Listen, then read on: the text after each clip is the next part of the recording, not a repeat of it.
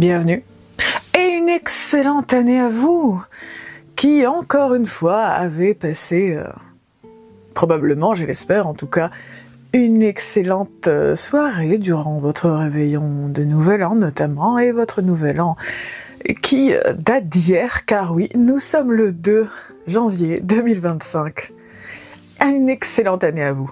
On va parler aujourd'hui d'un sujet relativement proche qui est souvent évoqué avec les bonnes résolutions du début d'année, et c'est les meilleurs, ou plutôt devrais-je dire les pires conseils qu'on puisse dire à quelqu'un, parce que très souvent, quand on a affaire à sa famille ou ses proches durant les fêtes, ils ont un petit peu tendance à vouloir nous donner des conseils, à tort ou à raison, allez savoir, bien souvent ce sont les pires conseils qui nous sont donnés, et parfois un miracle arrive, et ce sont les meilleurs conseils que l'on ait jamais reçus dans notre vie.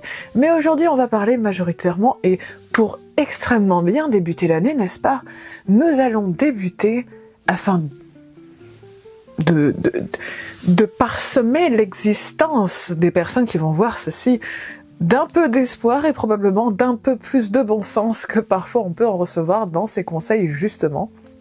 On va voir ensemble à quel point certains conseils sont purement à chier. On débute tout de suite avec le conseil l'un des conseils en fait que l'on peut entendre le plus souvent et qui est franchement extrêmement questionnable et qui a tendance d'ailleurs à me rendre extrêmement véhémente. Je vous rassure, j'ai fait une petite liste. Elle est la phrase culte que tous les couples ont dû entendre de la part de certaines personnes qui probablement ne devraient peut-être pas au final ouvrir leur bouche. C'est tout simplement « Votre couple va mal, ce n'est pas grave, faites un enfant ». Bon, j'ai la chance de ne pas être en couple, hein. Moi j'ai le conseil de me trouver quelqu'un. Hein. Il faut bien que les gens donnent leur avis, même si on leur demande pas spécialement. Parce que bien entendu, le bonheur passe par le fait d'être en couple. Si votre couple va mal, le fait de faire un enfant ne va pas le sauver.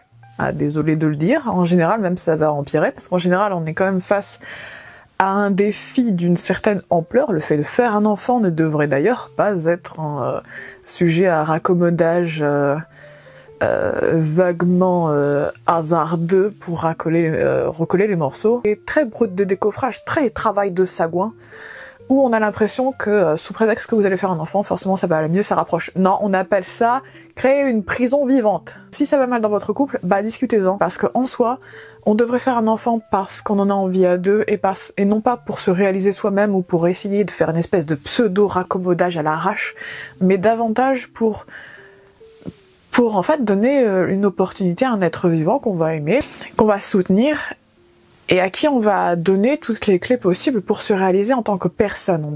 À aucun moment on ne devrait faire des enfants juste pour faire des enfants ou pour essayer d'éviter un divorce.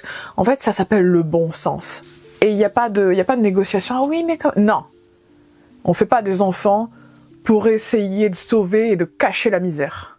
Il y a déjà assez de misère sur cette planète pour se retrouver au final avec un couple dysfonctionnel qui n'aurait jamais dû être. À un moment, faut reconnaître les choses. Si ça va mal, vous en discutez. Si c'est pas réglable, bah voilà, chacun part de son côté et c'est pas grave. Alors oui, ça peut. Je suis pas dans le cas de figure parce que je sais qu'à chaque fois que ça arrivait, je me suis séparée. En fait, il n'y a pas cette partie de mon esprit qui me fait ah oui mais quand non, j'essaye pas de sauver quelque chose qui est en train de couler. Tu vois le Titanic en train de couler alors que t'as aucun moyen de le sauver, tu sors et t'arrêtes. Tu vas dans les petites barques, bon le peu qu'il y avait. Forcément, ils ont fait des petites économies, on sait tout ça. Bref. Ça c'était le point Titanic. Et après tu t'en vas, chacun de son côté. Et c'est pas grave, c'est pas parce qu'en fait on s'aime que on est fait pour être ensemble. Il y a des situations où vous allez avoir beau vous aimer sincèrement, vous n'êtes pas fait pour être ensemble. Et c'est pas grave. Ça, en fait c'est vraiment un gros travail sur soi d'en venir à se dire ça. Mais sincèrement, faire des enfants pour sauver un couple qui n'a pas lieu d'être, en fait ça va vous plonger tous les trois dans la souffrance et voir ces parents qui ne s'aiment pas du tout, en fait ça va vraiment influencer l'enfant et lui apprendre ce que c'est le couple et comment c'est censé être. Et est-ce que c'est vraiment l'image que vous avez envie de donner à quelqu'un, le fait que vous êtes en couple, vous avez fait des enfants alors que vous ne vous entendez pas, que ça va pas et que vous devrez pas être ensemble, c'est quand même une mauvaise image à donner à un enfant que de lui montrer un modèle du premier couple qu'on connaît, c'est celui des parents. Et c'est pas un exemple à donner. Si vous voulez essayer de raccommoder les choses, allez voir un psychologue pour les couples. Là, je m'adresse aux personnes qui n'ont pas, comment dirais-je ça, été déflorées, peu importe votre genre, et que quelqu'un, en fait, veut sortir avec vous, vous êtes intéressé, tout ça, tout va bien, vous vous faites des petits bisous, des machins, et vient le moment où, il y en a un des deux qui est prêt et pas l'autre, et que vous êtes tombé sur la pistache daubée de la coquille, qui, au final, s'est mis avec vous juste pour pouvoir, vous déflorer, globalement. Et menace de vous quitter parce que vous ne voulez pas vous forcer et vous ne voulez pas en fait aller trop vite. C'est normal en fait, on a chacun notre rythme. C'est normal de respecter ça. Si cette personne vous sort « oui mais je te quitte si tu refuses de... » Cette personne elle peut se tailler en enfer, aller sucer des briques, c'est pas grave. On commence pas à menacer, faire du chantage affectif, ceci, cela, pour obtenir ce type de choses. C'est non. Il n'y a pas de discussion avec ça. Le fait de sortir, ouais, mais machin, mais il va te quitter. C'est pas grave, il veut partir. Passez votre chemin. Ces personnes, elles méritent pas votre temps et elles méritent certainement pas votre petite fleur. Ou votre petit buisson sacré, tout ce que vous voulez. Et si vous pensez que vous n'allez jamais trouver quelqu'un d'autre, que oui, mais il faut... Non. Vous allez trouver quelqu'un d'autre, quelqu'un qui va vous mériter, qui vous méritera vraiment. Il n'y aura pas de négociation, de manipulation juste pour obtenir des faveurs charnelles de votre part. Quand on a en face de soi des gens bien, il n'y a personne qui vous réclamera ça de cette manière. Les gens sont patients quand ils sont sincères et qui veulent votre bien. Vous avez assez de compassion pour vous-même, pour vous respecter vos besoins et les faire respecter autant que vous respectez les besoins et les limites des autres. C'est du donnant-donnant, c'est pas juste à sens unique et peu importe ce que la personne elle vous dira. Parce que cette personne, elle s'en fout de vous. Elle en a rien à faire de vous. Tout ce qu'elle veut, c'est tremper son biscuit. Et ça s'arrête là. Une personne qui vous aime ne va jamais, à aucun instant, vous menacer de vous quitter parce que vous n'êtes pas prêt à être intime avec. La seule obligation que vous avez, c'est face à la mort. Et c'est le seul moment où vous ne pourrez pas dire non. Dans toute votre existence. Et il n'y a pas de non méchant. Oui mais la personne elle est si belle, la personne elle est... Non. C'est pas parce que la personne... Peut-être que son physique est aguicheur. Mais en tout cas son âme est souillée. Parce qu'une personne qui veut vous forcer à faire des choses que vous ne voulez pas, c'est une personne mauvaise. Le conseil par excellence. Ne t'en fais pas, je suis sûre qu'il a perdu son téléphone et que c'est pour ça qu'il ne te répond plus depuis plusieurs jours. Tu devrais patienter et tout simplement t'asseoir et attendre qu'il daigne te répondre. Toute personne qui pense ça devrait peut-être coudre sa bouche, plutôt que déblatérer des bêtises aussi grosses. Et pourquoi pas fournir toutes les bêtises et les propos qu'ils ont pu sortir à un agriculteur qui en aura un meilleur usage afin de fertiliser ses sols. Alors oui, ça peut arriver qu'une personne perde son téléphone ou, je sais pas, il lui est arrivé un accident, mais ça arrive extrêmement rarement. Là où on va rentrer dans le vif du sujet et être beaucoup plus clair et surtout très sincère et probablement beaucoup trop. Une personne qui ne vous répond pas, c'est quelqu'un qui ne vous aime pas. Après, il y a des limites. Si la personne elle ne vous répond pas dans les 5 minutes ou dans l'heure, ne vous inquiétez pas, c'est normal. En fait, la personne elle a d'autres choses à faire de la même manière que vous avez aussi autre chose à faire. Par contre, si ça fait plusieurs jours que la personne a laissé en vue vos messages, c'est que cette personne n'est pas intéressée par vous et que vous devriez en réalité passer votre chemin. D'ailleurs, à la place d'une personne qui donnerait des conseils aussi foireux que cela, je vous dirais volontiers, c'est pas grave, t'effaces son numéro et plus jamais tu lui parles. Et puis tu passes ton chemin, tu prends soin de toi, tu t'offres un bubble tea, ou pas, ça dépend si t'aimes ça. Et tu prends soin de toi, tu prends au moins 1 ou 2 jours pour prendre soin de toi et vraiment faire quelque chose qui te passionne, et c'est tout. Parce qu'en soi, le but c'est davantage dans une optique de partenariat, c'est de partager. Et si une personne en réalité ne veut pas vous voir, n'a pas envie spécialement de tout simplement être là pour vous, c'est que cette personne elle ne vous aime pas sincèrement. Et dans ce cas de figure-là, vous perdez en réalité votre temps avec quelqu'un qui ne vous aime pas et qui ne vous aimera jamais. Et d'ailleurs, qui au final ne vous respecte pas du tout. Donc autant passer votre chemin et prendre soin de vous de manière beaucoup plus adéquate. Ne tombez pas dans l'excès d'indulgence, comme on a tous pu le faire, hein, j'ai moi-même pu le faire. Ne tombez pas là-dedans, parce que vous valez beaucoup mieux. Et au final, ça vaudra toujours mieux que de perdre votre temps avec quelqu'un qui ne vous mérite pas. Et qui, au final, n'accorde pas de valeur à votre présence dans sa vie et inversement.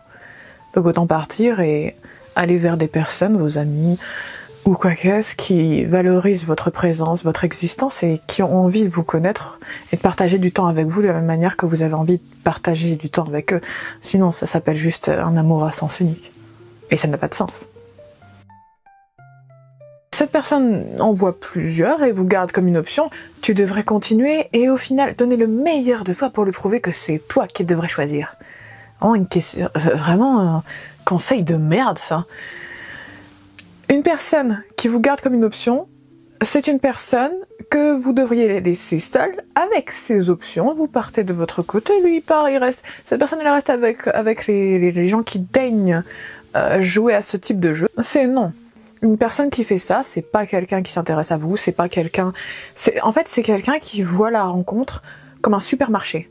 Et à moins d'être un produit dans les frigos déposés en attendant que quelqu'un daigne vous attraper, eh ben, vous partez tout simplement et vous allez vers des personnes qui vont accorder vraiment de l'importance à votre présence et qui, encore une fois, ne va pas en fait jouer avec vous. Parce qu'une personne sérieuse, et je le dis en tant que célibataire sérieuse, ne fait pas ça. En fait, on ne joue pas à ça parce qu'il n'y a pas d'intérêt. Il n'y a pas d'intérêt à jouer à ce... Franchement, c'est tellement un jeu, mais pour les gosses, que la dernière fois que quelqu'un m'a fait ça, j'ai fait... J'ai mieux à faire que de jouer à essayer de surprendre quelqu'un qui n'en vaut pas la peine. Parce que en général, une personne qui fait ce type d'espèce de comportement et de mindset, c'est quelqu'un qui voit les autres comme des objets interchangeables. Parce que quand on valorise les êtres vivants face de soi, en fait on fait pas ça. Parce que ça n'a pas de sens. On est là pour rencontrer quelqu'un et pas juste pour faire ses courses. On fait ses courses dans un supermarché, on fait pas ses courses dans une rencontre. On accepte plus ou moins de rencontrer des personnes, mais on fait pas en sorte de jouer sur 10 tables consécutives. Car vous savez, le dicton dit, à force de courir après plusieurs lièvres en finissant à rien, et dans une prairie en train de pleurer, s'essuyer avec de l'herbe. Mes petites caipirignes. Parce que oui, c'est votre petit surnom. J'ai envie de vous appeler mes petites caipirignes parce que je trouve ça mignon et c'est plutôt indéfini, donc c'est pas mal. Donc je vais vous appeler mes petites caipirignes. Donc mes petites caipirignes. On fait pas des trucs comme ça quand quelqu'un il vous considère comme une option. Vous pouvez déjà partir. Ça n'a pas de sens de rester avec ça. Eh non, ça n'en a aucun. Autant faire un Scrabble, ce sera plus intéressant et au moins on aura davantage à faire à une option de lettres plutôt qu'à une option pleine de vacuité et qui au final n'est juste qu'un être dépourvu d'intérêt. Autant juste passer à autre chose et faire quelque chose de plus constructif. Lisez un livre, jouez au Scrabble, faites du tennis, je ne sais pas. Jouez à autre chose, mais pas à leur jeu. Généralement, c'est des personnes masculines qui disent ça. Après, ça dépend desquelles. Tout le monde dit pas ça, je précise, mais je l'ai quand même entendu souvent, cette remarque de si tu veux avoir une femme extrêmement belle, très loyale et ceci et cela, il faut avoir une belle voiture et de gros revenus. On va se remettre d'accord tout de suite. Déjà, ça c'est un conseil de merde. Limite, on pourrait qualifier ce conseil de diarrhée verbale. Et une preuve d'à quel point la personne qui le dit au final ne comprend rien aux femmes. Je connais des femmes de tout genre confondu, toute taille confondue, tout style confondu, de toute ethnie confondue. Je vais vous dire, chez les partenaires, on recherche quelqu'un de respectueux, gentil, honnête, loyal, drôle. Vous avez remarqué que ces qualités n'impliquent pas forcément le physique? Eh ben c'est pas pour rien. Parce qu'une femme, en général, la plupart, même la majorité, recherche les qualités que je viens de citer. La plupart des femmes ne sont pas intéressés en fait par l'argent. On n'est pas intéressé par le statut ou l'argent. Il y en a qui le sont, bien entendu. Hein. C'est pour ça qu'il y a des sugar baby, il y a des sugar mommy, sugar daddy. Vous avez toutes sortes de sugar. Hein. Globalement, c'est comme le sucre. Hein. Il y en a de toutes sortes.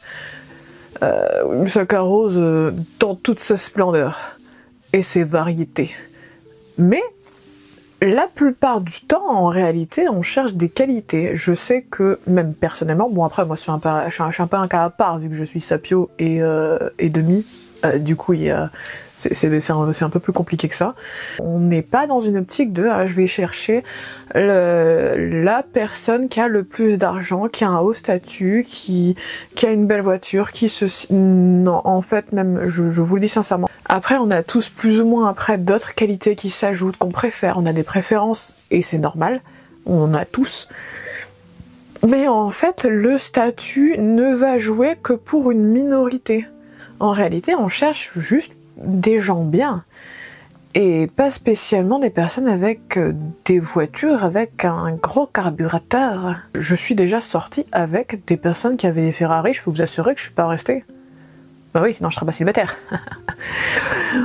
Mais non, en fait, ça n'a jamais influencé. Vous savez, on peut sortir avec tout type de personnes, indépendamment de leur travail. En réalité, ce qu'on cherche, ce sont des personnes bien. Et pas vraiment quelqu'un qui a le plus haut statut auquel on peut accéder, en réalité. La plupart du temps, on cherche juste quelqu'un de respectueux, qui sait communiquer. C'est vraiment juste quelqu'un de bien. Et peu importe ce que vous êtes, vous pouvez être informaticien, vous pouvez être ouvrier, vous pouvez être cuisinier, vous pouvez être avocat, médecin, vous pouvez être de n'importe quel milieu. Au final, c'est pas ça qui va nous intéresser en premier, c'est davantage le fait que vous soyez des gens bien, des gens gentils, bienveillants vers les uns et les autres. D'ailleurs, on a souvent un faible pour les personnes qui sont gentilles avec les animaux et les enfants. Un conseil que j'ai souvent, à tort, hein, bien entendu. Si vous avez vu la seconde vidéo de ma chaîne, et je vais vous la mettre juste ici, en lien, vous avez probablement appris qu'à un moment de ma vie, je faisais exactement le conseil qui va suivre, et c'est tout simplement de mettre de côté mon bien-être et toujours faire passer le bien-être et le bonheur des autres avant le mien. Et en fait, c'est un conseil qu'on peut dire souvent, à tort, bien entendu. C'est un très mauvais conseil d'ailleurs, qui revient très souvent, et je vous invite, comme d'ailleurs je l'ai dit dans ma vidéo précédente, je vous invite d'ailleurs à ne pas faire passer votre bonheur après ceux des autres. En fait, c'est kiff-kiff. Vous êtes censé faire passer votre bonheur en premier, et essayer de le faire entrer en corrélation avec celui des autres. Après, c'est indépendamment des uns et des autres. Vous faites bien entendu ce qui vous paraît juste et bon, mais le but de l'existence, ce n'est pas de se faire passer en second. Parce que si vous ne vous levez pas pour vous-même, personne ne le fera au final. Le sujet qui fâche. Un sujet fort tabou et qui fâche très souvent. On peut et on doit tout pardonner à la famille. Grave erreur. Terrible erreur. On peut pardonner certaines choses à sa famille, mais pas tout, parce qu'il y a des choses qui ne se pardonnent pas. Si par exemple, un membre de votre famille vous fait du mal, vous n'êtes pas en fait dans l'obligation de lui pardonner, mais plutôt d'aller à l'hôpital, de porter plainte et de vous éloigner de cette personne toxique qui vous a fait du mal. Parce qu'en fait, on n'est pas ici pour subir, personne n'est ici pour subir. Si c'est des petites disputes puériles ou des choses très superficielles, c'est une chose. Mais si cette personne vous a fait du mal d'une quelconque manière, j'entends bien par là des choses assez conséquentes. On peut pas tout pardonner à la famille, ça c'est une erreur, c'est un conseil qui fonctionne, mais seulement si vous rajoutez, on peut pardonner des erreurs superficielles. Mais vous n'avez pas l'obligation en fait de tout pardonner quand ce sont des sujets assez graves.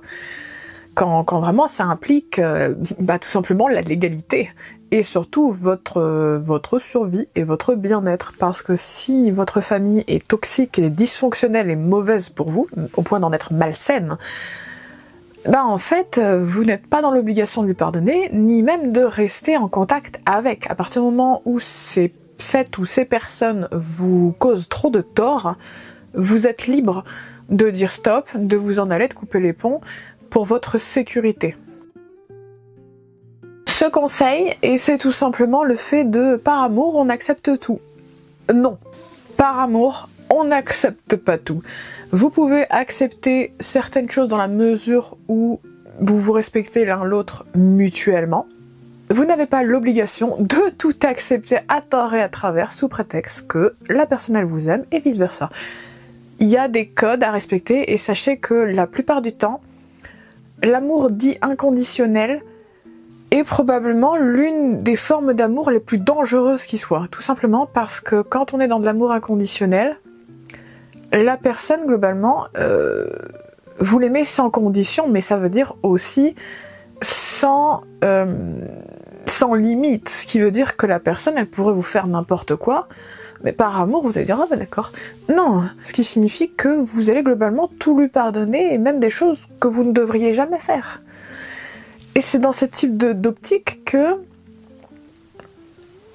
tout pardonner à quelqu'un sous prétexte que vous l'aimez est en réalité extrêmement dangereux.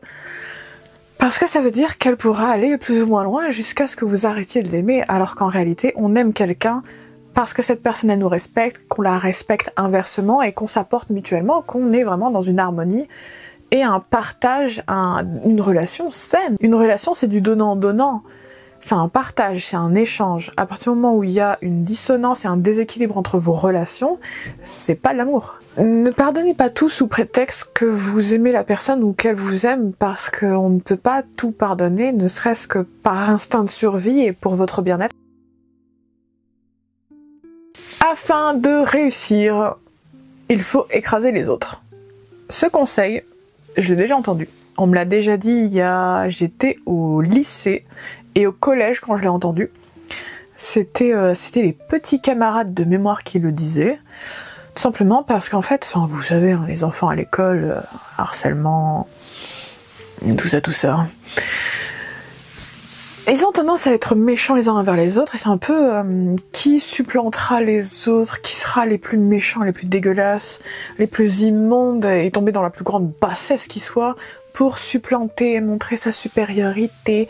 Les bêtises habituelles, hein, somme toute des bêtises qui d'ailleurs sont toujours actuelles, parce qu'il y a toujours des gens qui pensent que la meilleure manière de réussir dans la vie, c'est d'écraser les autres. Alors qu'en réalité, pas vraiment, parce que ça prouve juste que vous avez peur des autres en réalité. Il n'y a pas la nécessité d'écraser qui que ce soit pour réussir. Parce qu'en fait, si vous avez besoin d'écraser quelqu'un, c'est que c'est pas votre place. Il y a une certaine logique derrière. Et le fait d'avoir besoin de rabrouer, d'agresser, d'être insultant ou d'écraser les autres pour montrer une pseudo-supériorité, en réalité, ça dénote d'un grand complexe d'infériorité. Ça ne rend pas la personne meilleure pour autant, ni même ne fait un monde meilleur. Au final, ça prouve juste que la personne est insécure et a besoin de démontrer une pseudo-force qui au final est totalement vaine, et prouvant qu'au final la personne sait qu'elle n'est pas assez bien, parce qu'elle éprouve le besoin d'écraser les autres pour prouver qu'elle est meilleure, alors que c'est pas du tout le cas. Ça prouve juste que la personne est bête et méchante et n'est pas, et même inférieure à l'autre en réalité. Parce que sinon on ressent pas de menace face à quelque chose qui est vraiment moins bien que ce qu'on donne. C'est assez logique. Si tu as le statut, tu as tous les droits. Non. Ce n'est pas parce qu'une personne a un statut que vous considérez, ou que les gens considèrent comme plus élevé que le vôtre, ou que vous considérez que votre statut est plus élevé que les autres, qu'en réalité vous avez tous les droits. Tout simplement parce que, et je vais résumer ça d'une manière assez fleurie, absolument tout le monde défèque ici-bas. Et peu importe si une personne est le président de, que sais-je, le roi, le président, tout ce que vous voulez, une personne très influente ou moins influente, tout le monde va aux toilettes. Et la personne peut gagner autant d'argent qu'elle le veut, peut avoir autant de followers qu'il veut, peut avoir autant de pouvoir de soi-disant prestance. Et à moins qu'il chie des paillettes et pisse des arcs-en-ciel, cette personne reste au même niveau que vous. On apprend à rester à sa place, et c'est-à-dire en égalité avec tout le monde. Parce que peu importe le statut d'une personne, nous sommes tous égaux. Tout le monde mérite le respect au même titre, et ce, peu importe au final de quel statut vous pouvez provenir. Et on va terminer avec la phrase probablement la plus qu'on a pu entendre le plus souvent, et ce, toute personne confondue, et c'est « sois parfait et parfaite ». Et tout le monde t'aimera et te respectera, tu seras heureux. Et non, faut... J'arrive même pas à la dire sans rire. La perfection est tellement un sujet subjectif que c'est impossible d'atteindre ce but. Et c'est tout simplement parce que la perfection que vous considérez comme être la perfection ne sera pas la perfection d'une tierce personne. Et inversement. On a tous une perception différente de ce qui est parfait, ce qui devrait être, et qui ne colle clairement pas en réalité avec celle des autres. Et c'est là où le bas blesse, c'est que nous cherchons tellement la perfection qu'on se rend compte au final que même si on atteint notre modèle de perfection, à aucun instant l'on atteindra le modèle de perfection des autres. Et ça va forcément conduire à de l'insatisfaction parce que ce que nous pensons être le summum n'est pas le summum pour autrui. À aucun moment nous ne pourrons atteindre ce modèle irréaliste et quasi utopiste. Parce qu'essayer de chercher à atteindre la perfection majoritaire, on va appeler ça comme ça, une perfection qui respecte les codes de la majorité des sociétés, parce qu'on peut parler des sociétés, parce que vous avez quand même, ne serait-ce que d'un point de vue ethnique, religieux, continental, vous avez en face de vous divers continents qui n'ont pas les mêmes modèles de perfection, parce qu'on n'a pas tous le même modèle de beauté. Vous allez d'un continent à un autre, d'un pays à un autre, et ça va pas être la même chose. Et ne serait-ce que ça vous permet de vous rendre compte que la perfection, c'est très surfait. Parce que c'est vraiment biaisé. C'est comme la beauté. C'est d'ailleurs un modèle extrêmement biaisé, parce qu'en soi, la beauté d'une personne ne correspondra pas à la beauté d'une autre. On est soi-même parce qu'on a également une partie que l'on considère comme imparfaite. Et il y a, d'ailleurs, c'est ce qui fait de nous des êtres parfaitement imparfaits, mais parfaitement soi-même. Et c'est d'ailleurs ce qui fait que c'est là que ça devient intéressant. Tout le monde devrait davantage se concentrer sur le fait d'être sa meilleure version. C'est une manière de s'accomplir et de s'élever, et c'est d'être soi-même, mais surtout sa meilleure version. Et c'est ce qu'on devrait d'ailleurs tous souhaiter, notamment en ce début d'année. Ce n'est pas de respecter un modèle de perfection, mais davantage de viser sa meilleure version. La version la plus accomplie, la plus élevée, qui soit pour nous-mêmes, par nous-mêmes, et non pas pour plaire à autrui, mais pour apporter un vrai changement et une vraie envie dans ce monde, et non pas juste faire quelque chose pour le faire et pour faire plaisir à quelqu'un d'autre, parce que la plupart du temps, on a tendance à vouloir faire plaisir aux autres et à s'oublier, à en venir vraiment à faire preuve d'une abnégation toxique envers soi-même et de s'oublier au profit d'un modèle de perfection auquel nous ne pouvons à aucun moment postuler. Parce que certains modèles, et c'est d'ailleurs c'est quelque chose que j'ai dit à plusieurs reprises d'ailleurs sur mon Instagram, je vous mets là. La perfection et le modèle que certaines personnes veulent que l'on respecte sont souvent des cases qui nous enferment, nous empêchent de nous réaliser et d'être les meilleures versions de nous-mêmes, des versions qui sont parfaitement merveilleuses, mais qui nécessitent de sortir d'une case qui au final est beaucoup trop petite pour nous. Parce que le fait de se réaliser, d'être soi-même, d'être sa meilleure version, appelle à avoir la bravoure d'être soi-même, mais aussi d'avoir ce qu'il faut pour accepter en son fort intérieur que l'on ne passera jamais dans une seule case. Et c'est pas grave de pas passer dans une case. Parce que le but, c'est pas de rentrer dans un moule. Le but de la vie et de l'existence entière, c'est de se réaliser et d'être la meilleure version de soi pour faire de ce monde un monde meilleur. C'est vraiment une réalisation à laquelle on n'accède pas forcément immédiatement. Et j'espère que si vous êtes des personnes plus jeunes et que vous passez par ici, cette vidéo va vous marquer et vous permettre d'avoir accès à quelque chose que j'aurais aimé qu'on me dise. J'aurais adoré qu'on me dise ça. J'aurais adoré avoir quelqu'un qui me dise tout ce que je viens de vous dire. Parce que très souvent, c'est pas ce qui se passe. Très souvent, on nous dit tout et n'importe quoi, mais surtout, on tient des propos pour nous conditionner et nous forcer à être quelque chose qu'on ne sera jamais. Juste pour répondre à un appel d'offres, comme si on était juste un outil bon à être utilisé, et c'est pas le cas.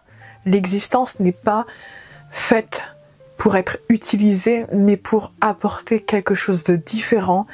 Le fait d'apporter un renouvellement, une renaissance, et d'être la meilleure version de soi-même, pour faire de ce monde un monde meilleur, à son échelle, bien entendu. Mais c'est le but de l'existence, et c'est probablement l'une des plus grandes réflexions qui puisse vous toucher, je l'espère.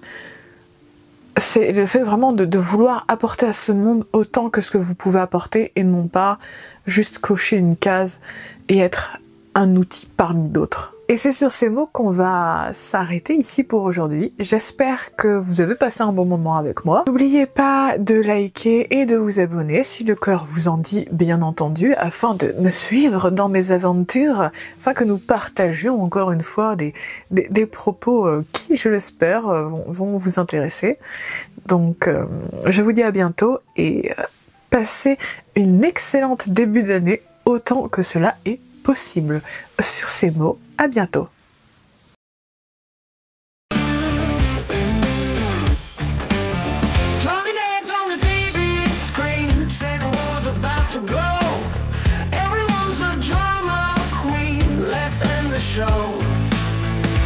Press the button.